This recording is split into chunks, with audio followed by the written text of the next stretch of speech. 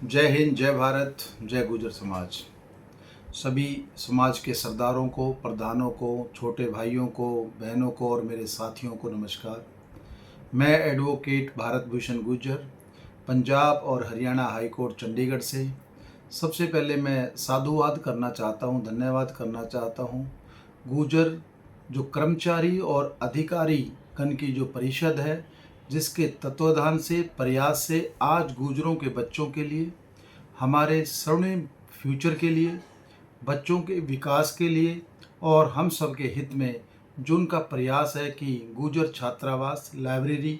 पुस्तकालय बनाने का, उसमें की कड़ी में उन्होंने लगभग आज 3-4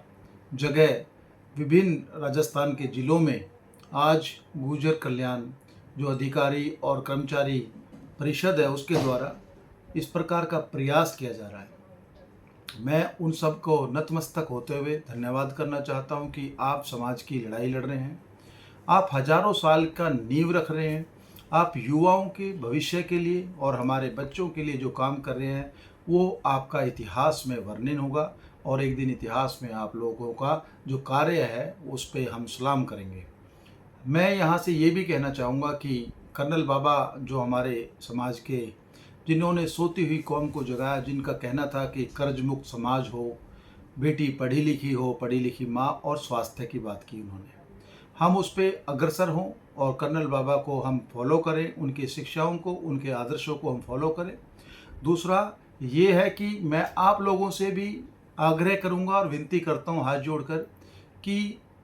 एक एक रुपये का चंदा, दान,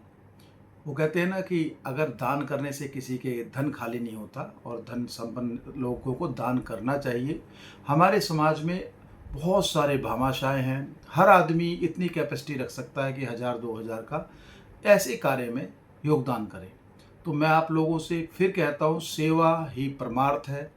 और बच्चों के भविष्य के लिए, क्योंकि आपके, मेरे और समाज के बच्चे उन भवनों में पढ़ेंगे जहाँ से डॉक्टर बनेंगे, वकील बनेंगे, इंजीनियर बनेंगे और जो शिक्षा की क्रांति राजस्थान में चल रही है उसमें आप भी अपनी आहुति डालें और इस कार्यक्रम करो और इस ऐसे कार्यक्रम के लिए आप भी खुलकर दान करें। उन समाज को, अपने समाज को सुदृढ़ करने का काम करें, मजबूत करने का काम करें। आपका दान खराब नहीं जाएगा, भविष्य में आप लोगों का दान भी एक एक पाई आपका इस भविष्य में काम आएगा और हमारे समाज के बच्चे एक दिन आईएएस, डॉक्टर्स और इंजीनियर्स और बड़े बड़े पदों पर होंगे। और जब राजेश पायलट जी की जो कथन है वो सत्य होगा कि जब मजदूर का, दलित का और गरीब का, आदिवासी का, पिछड़े का बच्चा बैठेगा कुर्सियों पर, तो वो ऐसी नीति निर्धारित करेगा जिससे सबका भला हो सके, समान विकास हो सके, समानता हो सके, समता हो सके। जय हिंद, जय भारत, जय गुजर समाज।